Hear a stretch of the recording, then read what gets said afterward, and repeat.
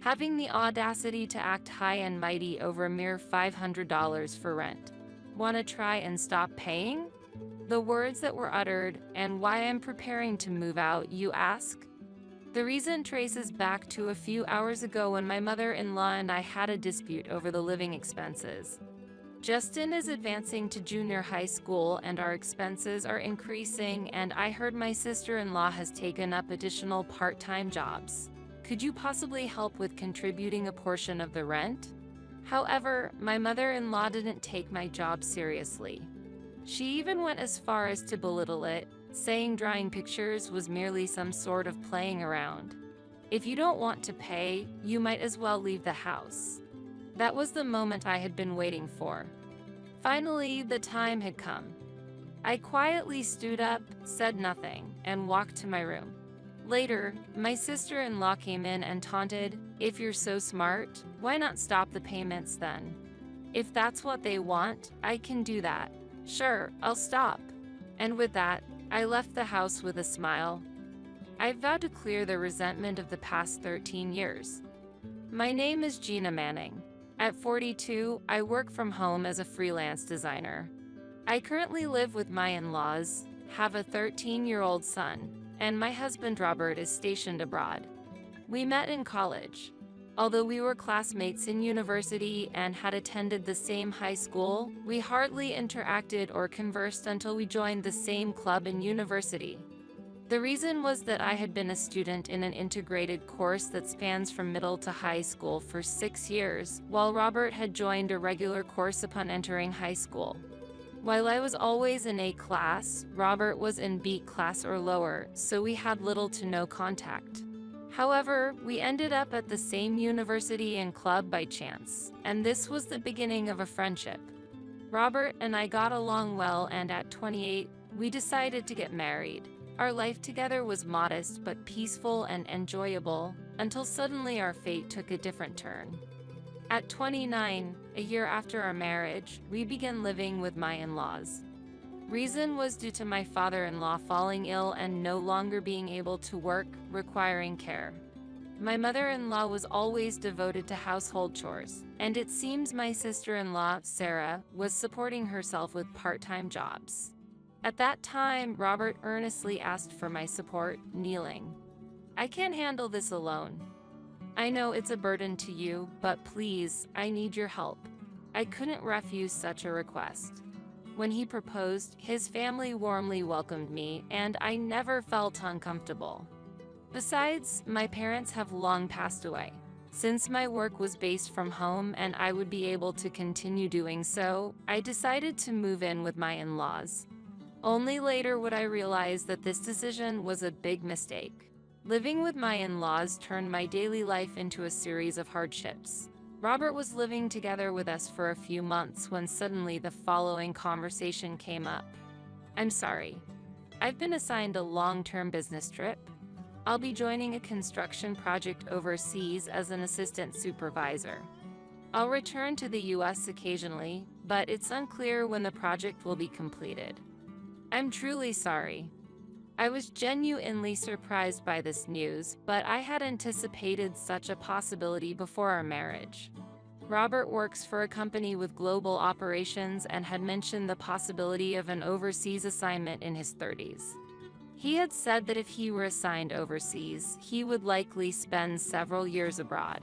While agreeing to a relationship with marriage in mind and ultimately choosing to live together was not something Robert should apologize for, the timing was unfortunate. There was still a slight distance between me and my in-laws, and I was worried about how well things would go in Robert's absence. Yet, I had no choice but to move on. I made up my mind and saw Robert off, but in his absence, my in-laws finally decided to reveal their true, ugly nature. "Gina, please take care of this." As I was hanging the laundry after washing it, my sister-in-law threw her clothes into the washing machine and started it. It was just childish harassment, forcing me to dry the clothes outside in the cold. Okay, this was how my in-laws treated me. They all mistook me for a mere housekeeper and acted arrogantly. "Gina, since you've married into this family, It's only natural that you do these things, right? Why can't you handle such simple tasks? Oh, how I would have loved to see the faces of your parents. My mother-in-law said that, despite knowing that my parents had passed away early due to illness. Not long after, my father-in-law's health deteriorated due to excessive drinking, leading to him falling over and injuring his lower limbs, making him unable to move and thus needing care. And yet, he continued to make excessive remarks. Hey, the beer bottle is empty. Such a rude woman is nothing but trouble. A daughter-in-law should just hurry up and go to the liquor store to buy some beer. Why don't you show some consideration for me, who can't walk? He slammed the empty beer bottle on the table while yelling at me. This has become a daily routine. The face my in-laws showed me until now was all an act. From the beginning, they deceived us by putting on a good face during the marriage, only to use me as a convenient housekeeper. Robert was also a victim, deceived by them. While I thought of contacting Robert numerous times, my hands stopped as I was about to dial his number. Robert is currently abroad, engaged in important work. I ended up not being able to contact him due to mixed feelings of wanting to share my struggles and not wanting to be a bother. I believe that if I didn't react strongly to my in-laws' harassment, they would eventually get tired and stop. However, they were unexpectedly persistent and did not change their merciless attitude. When I served them food, it was criticized as tasteless. Leftovers were immediately thrown away, and I ended up having to clean up the mess. When I ironed clothes and a tiny wrinkle was left, I'd have to endure a lengthy and pointless scolding. After enduring this for a month, I couldn't take it anymore and with trembling hands decided to contact Robert. Robert, help. I'm at my limit. I can't bear the treatment from your mother and the others every day. Hearing my SOS, Robert was initially shaken but then regained his composure and replied, I understand. I didn't know you were going through such hardships. I can't continue my work like this. It might be difficult to return home immediately, but I'll consult my boss to see if there's a chance to return within a month. I'm sorry. Even though it was my idea to live together, but here I am at an overseas post. Just knowing that Robert was on my side lightened my heart a little. But even after revealing my situation to Robert, the harassment from my in-laws didn't stop. So, you cried to Robert? He contacted me and told us to stop the terrible treatment towards you. Really, making us out to be the bad guys? What an ungrateful woman. There was still a considerable amount of time before Robert would return. Nevertheless, Robert tried to help me by contacting his mother and pointing out various things. But this attempt provoked them even more. Scolded by her beloved son, my mother-in-law got offended, and unfortunately, her anger was directed at me. Did she think I wouldn't tell Robert about it? I can proudly assert that my anger and sadness are justified. I love Robert and want to care for his family as if they were my own.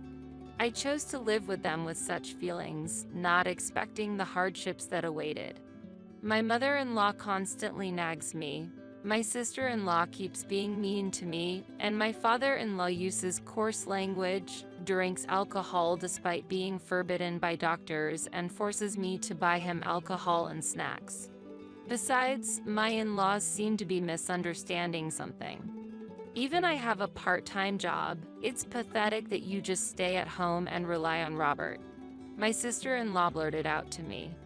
They are under the impression that I'm not working. Although remote work is gradually becoming recognized nowadays, my in-laws' conception of it is far from my actual situation. Typically, salaried workers doing remote work report their start of work and have regular online meetings. However, as a freelancer managing my own business, I work at my own pace, often taking breaks when I'm not feeling up to it and trying to maintain my mental health. This way of working is not at all uncommon, and a friend of mine who is a freelance writer also spends her days in a similar manner. However, it seems that my sister-in-law thinks I am just lazing around. She claims to be working part-time, but in reality, she only works 4 hours a week and heads straight home. She's not contributing to the household finances, and I've seen her receiving pocket money from her father. It's clear who should be more ashamed, but I've kept silent to avoid trouble. Despite such treatment, there's a reason I haven't left this place. I am pregnant. A month had passed since that call, and Robert had finally returned home. Upon his arrival, he gathered his mother and the others in the living room to talk, but they seemed not to take him seriously, letting the conversation slide as if nothing had happened. They probably anticipated that Robert would go abroad again.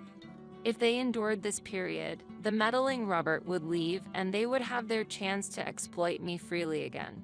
To my in-laws, Robert seemed to be nothing more than a source of money or the bringer of a convenient daughter-in-law. Seeing my loved one being belittled hurt me, but I decided to remain silent for the time being. After being scolded by Robert, my sister-in-law grumbled with a displeased expression. "And what about a husband who stays overseas, leaving his pregnant wife behind?" After hearing that, Robert turned to me with a surprised look. "Sorry I kept silent. I've been feeling unexplainably unwell since you left. I found out I'm pregnant just recently after getting examined at the hospital. I ran into your sister by chance when I was leaving the clinic in front of the station. I didn't want my in-laws to know about the pregnancy." While I was overjoyed about the pregnancy, revealing this situation would surely make Robert worry and possibly hasten his return plans. He had already been allowed to return unexpectedly. I couldn't further hinder his career by imposing more demands. I intended to keep quiet until Robert returned. But I didn't think I'd run into my sister-in-law. Seeing me leaving the clinic, my sister-in-law approached with a smirk, saying, "Congratulations. Since my brother is the eldest son, obviously he'll be the one to inherit the house. I'll make sure to tell this news to both Mom and Dad." By the end of the day, the fact that I was pregnant had reached my in-laws' ears. Nothing changed because of it. The days of being burdened with household chores continued as usual. Hearing this, Robert became even angrier, but until the day he left again, they showed no sign of remorse. "I can't leave Gina in a place like this." Robert suggested that we move elsewhere. However, I carefully refused his proposal. "I appreciate the offer and it's probably the best option, but I can't take this anymore. After all that, I don't just want to run away. I'm sorry for making you worried, but please bear with it a little longer." Robert opposed, of course, but my determination was unshakable.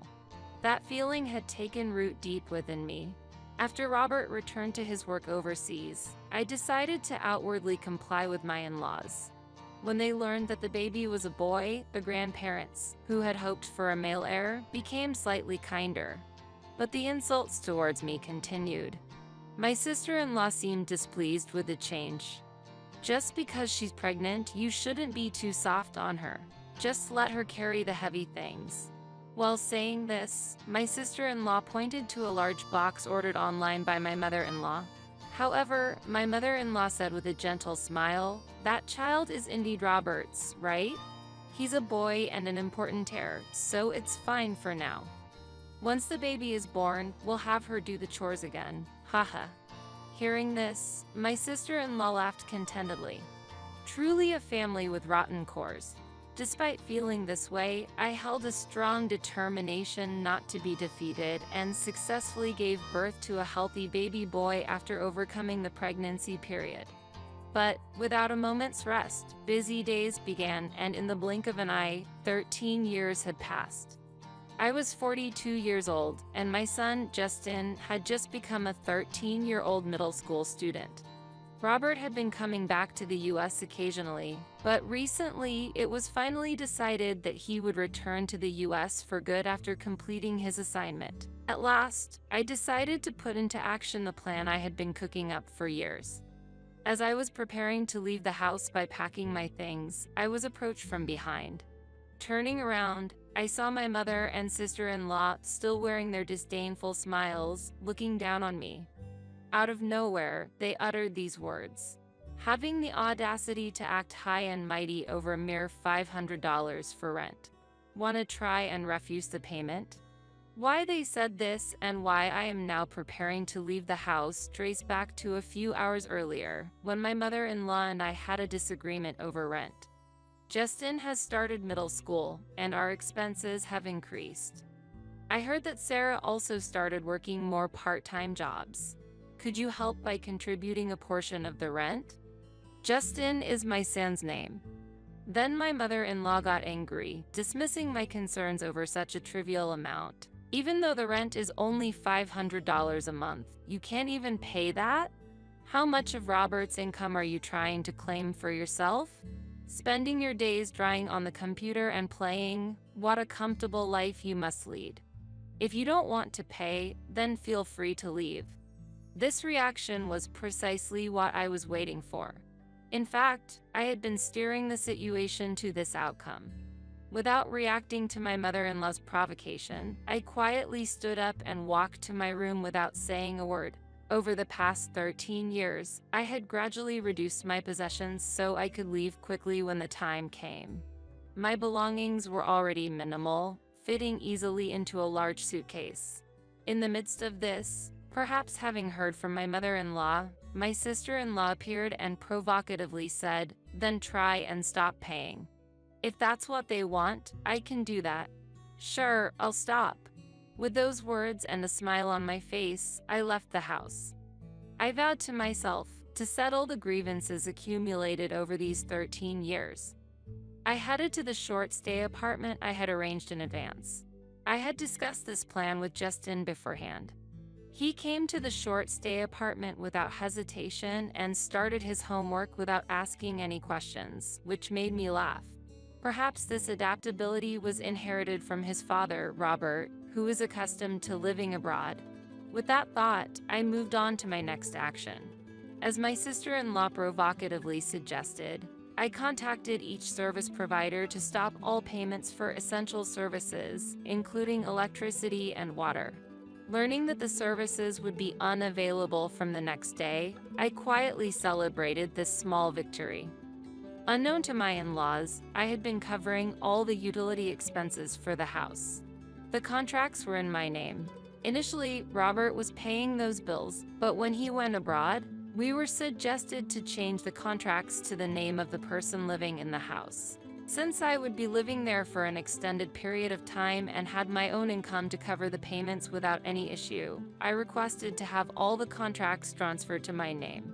Thus, while they thought the cessation of rent payment was minor, they did not anticipate the discontinuation of electricity and water usage. They were under the illusion that all payments were being made by Robert, who was abroad. But when my sister-in-law explicitly challenged me to try to stop the payments, I complied with her request and halted all payments. I looked forward to the next day. With that thought, I went to bed and fell into a deep, restful sleep, feeling liberated.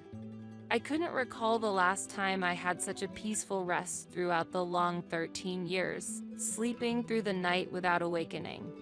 The next morning, after sending Justin to school, I was working from home when, as expected, I received a call from my mother-in-law. "What's going on? Both electricity and water have been cut off. You told Robert again, didn't you? Harassing us with such a cowardly method. Aren't you ashamed?" In contrast to her shouting, I responded calmly.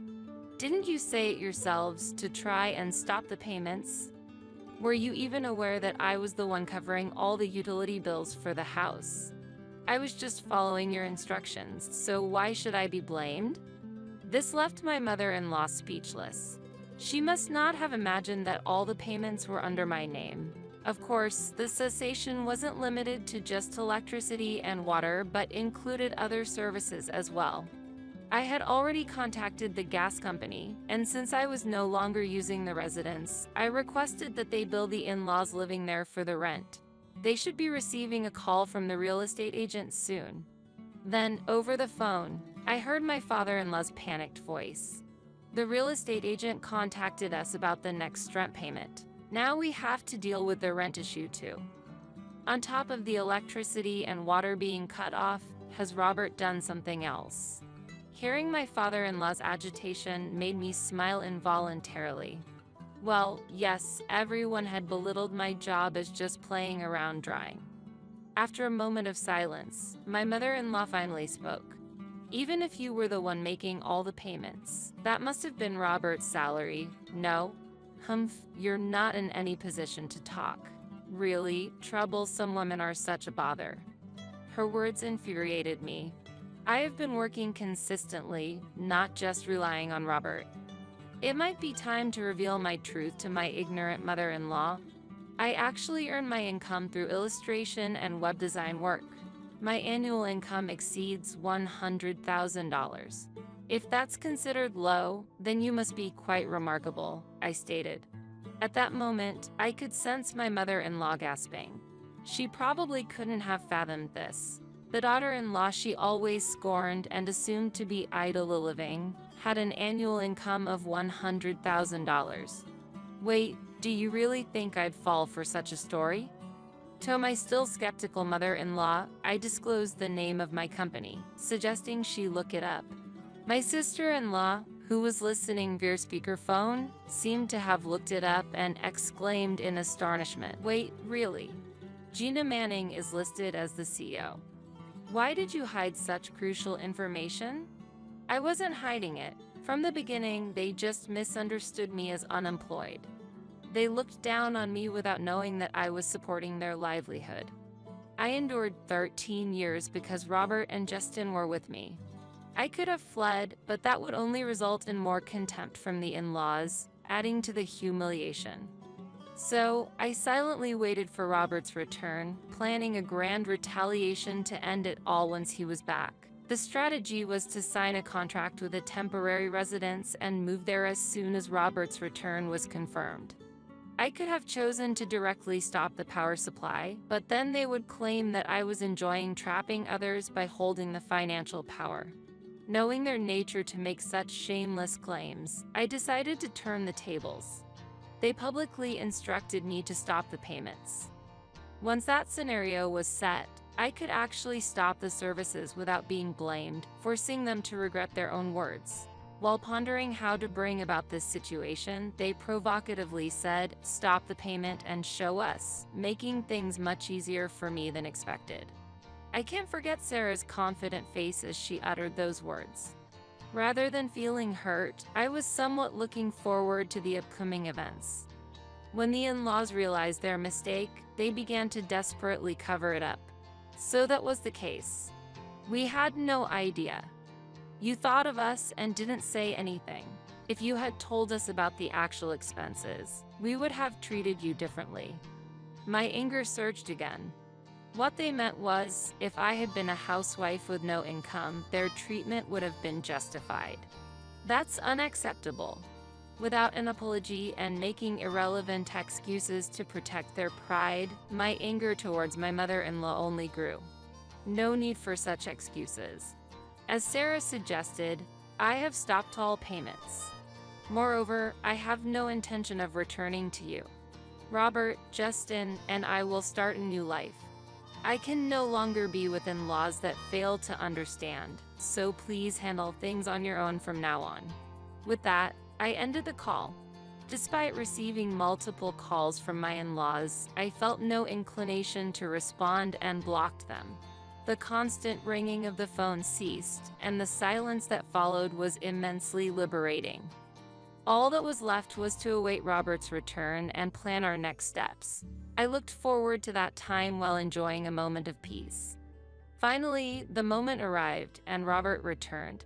His skin, darkened from working outdoors, contrasted with his bright white smile, though his eyes were sharp. "Sorry for the long wait." "Let's go," Robert said. I nodded immediately, and we drove towards the in-laws' house. Upon ringing the doorbell, my mother-in-law appeared with a vacant expression.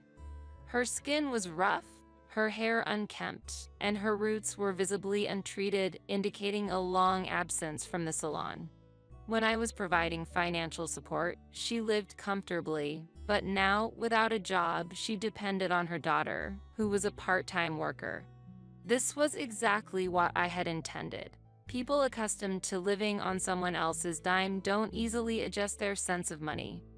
For my in-laws, who had been comfortable for 13 years, this new reality must have been painful. Gradually, my mother-in-law raised her head and looked at us intently. At that moment, it seemed as if a light returned to her eyes as she stared at us. I asked her why she was in such a state. Suddenly, she erupted in anger. "It's all your fault. You kept earning quietly, deceiving us, didn't you? How insolent. Ever since you left, our income stopped and the expenses soared, with me having to take care of father. Sarah is just loafing around, useless. Why do we have such ungrateful children? It's infuriating." She refused to admit her failures, maintaining her stubbornness. Her pride was indeed like a high mountain. As I harbored these thoughts, Robert quickly countered. "Let me return those words to you. It's your belief that serving parents is a child's duty that's wrong." I repeatedly pointed out Sarah's choice to be a part-time worker, didn't I? But every time you and father dismissed it, saying a woman just needs to marry. This led to a person who, even past 40, can secure a stable job and lazes around at home. At Robert's rebuttal, my mother-in-law was speechless, merely trembling and unable to respond. She was skilled at deflecting blame onto others, always scheming how to escape criticism. Seeing my sister-in-law behave this way, it felt like the apple didn't fall far from the tree. The argument at the doorstep lasted a while until my mother-in-law's phone rang. After smacking her lips, she checked the display when her face became pale. The call seemed to be from the police. Sarah was caught dining and dashing and is now in police custody. They want someone to pick her up. What on earth is she doing? Currently, only the parents were home, as my sister-in-law had gone out with a friend. She intended to dine at her friend's expense, who had suggested to meet up after a long time. Unaware of my sister-in-law's part-time work situation, the friend expected to split the bill after the meal, which enraged my sister-in-law. She insisted that the one who suggested to meet up should pay. However, it doesn't work like that. Isn't it a basic responsibility of an adult to pay for what you've consumed? They didn't share their meal. My sister-in-law ordered expensive dishes and premium wines, expecting others to cover the cost. Why should anyone else bear that expense? Despite it being her fault, she feigned ignorance and left the restaurant without paying. Caught by the owner, she was promptly reported to the police. Robert and I could only exchange wry smiles at this terrible outcome. My mother-in-law trembled at the amount my sister-in-law had racked up. Drinking wine worth several hundreds of dollars at an Italian restaurant in the afternoon and the total bill exceeding $400? Unbelievable. We don't have that kind of money. For them, $400 was a significant amount. In response to my mother-in-law's pleading gaze, I smirked and firmly stated, "I won't pay." That single sentence completely defeated her, causing her to crumble to the floor. Upon our arrival at the scene, we discovered that my sister-in-law's acquaintance had temporarily covered the bill, and the police had left. Naturally, this friend was now demanding reimbursement from my mother-in-law for my sister-in-law's share. Although I had anticipated some trouble, my mother-in-law quickly withdrew cash from a nearby ATM and handed it directly to my sister-in-law's acquaintance. While I was surprised at how readily she paid, Robert discreetly shared the background story. That person is the daughter of the owner of the company where our father used to work. Sarah only had a handful of close friends, and if you're talking about a middle school classmate, that would be her. She's quite well known locally, and it seems the decision to comply was influenced by the fear of damaging our family's reputation. Looking at my mother-in-law again, I saw her repeatedly apologizing to my sister-in-law's friend in a pitiful manner. My sister-in-law's acquaintance offered a word of advice and then left, swishing her long hair. It was clear that my mother-in-law's attitude, born out of fear for the family's reputation, might cause my sister-in-law's few remaining friends to distance themselves. My sister-in-law, having been scolded by the shop owner, appeared before us and was shocked to see us. "Why are you here?" she exclaimed, covering her face and starting to cry. Her disheveled appearance, a stark contrast to her past focus on beauty, must have been an embarrassing moment for her. Witnessing my sister-in-law, who once looked down on me, fall so low brought a sense of relief to me. Robert seemed to share this sentiment, giving her a cold look. Overwhelmed by his gaze, my sister-in-law eventually broke down crying, unconcerned with the onlookers. Yet, I felt skeptical about her crying. After all, she had just attempted to evade paying for her meal and then had her mother settle it instead.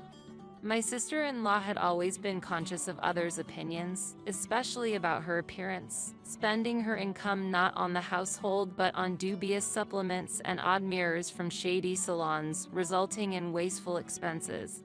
Ultimately realizing their mistakes, both my mother and sister-in-law apologized and kneeled in front of us. "We're sorry, it was our fault. We won't harass Jean again. Please come back." Their plea was sincere. For my prideful mother-in-law to kneel for an apology, the situation must truly have been dire.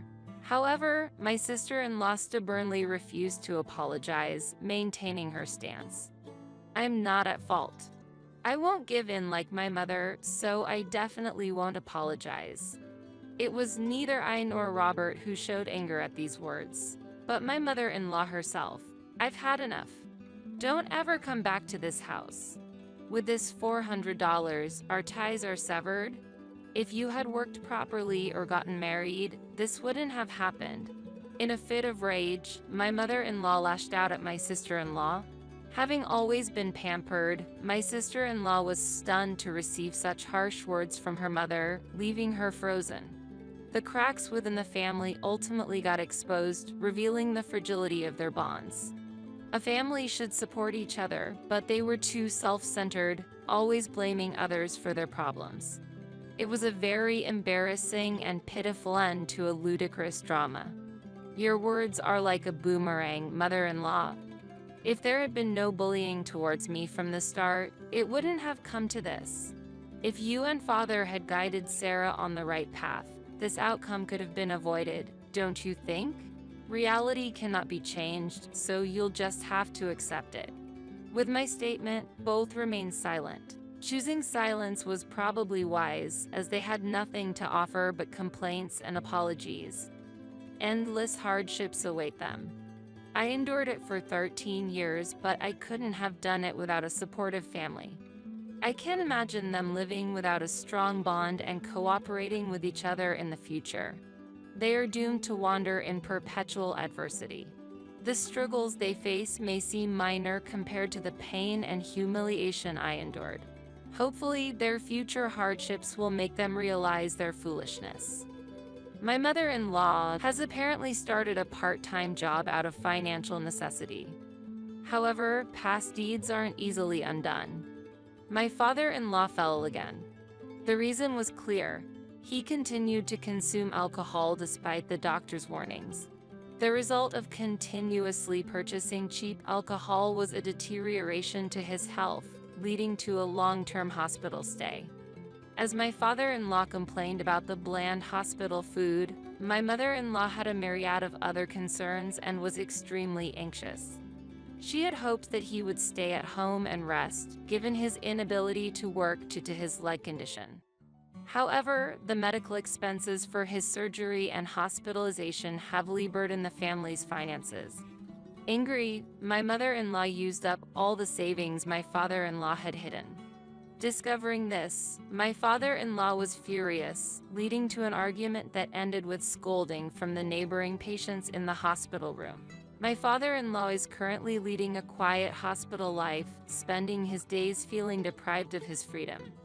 My mother-in-law, working tirelessly to cover medical and living expenses, was dedicated to supporting the family. Despite her iron will, enduring it day after day, the accumulated fatigue led to her collapsing from overwork, ironically resulting in her being hospitalized too. Occasionally, there are requests for visits from her grandson, but it's hard to imagine Justin genuinely loving a grandmother who has continuously harassed his mother since he was little. Therefore, Justin chose to cut off relations with his grandmother, a decision that deeply wounded my mother-in-law, knocking her out completely. As for my sister-in-law, after being expelled from the house, her life grew even more challenging. She was caught stealing money at her part-time job, leading to her arrest. Far from showing remorse, she defiantly claimed, "I stole because I needed the money," leading to further problems. The amount she stole was substantial, and her repeated offenses came to light, ultimately resulting in a prison sentence. We couldn't help but offer a wry smile at this typical ending for my sister-in-law, hoping that one day she would regret her actions. Our family has purchased a high-rise apartment and started a new life. Even with our affluence, we strive to live humbly and peacefully, learning from the mistakes of my in-laws and avoiding being arrogant. While I'm not good at physical activities, my son Justin shows remarkable talent in fencing, competing in national tournaments and attending a prestigious school for it, enjoying a fulfilling high school life. Someday, I might find myself in my mother-in-law's position when Justin brings home a bride. When that time comes, I aspire to be a kind and supportive mother-in-law, never interfering unnecessarily but always ready to offer needed help, holding this as my heartfelt wish.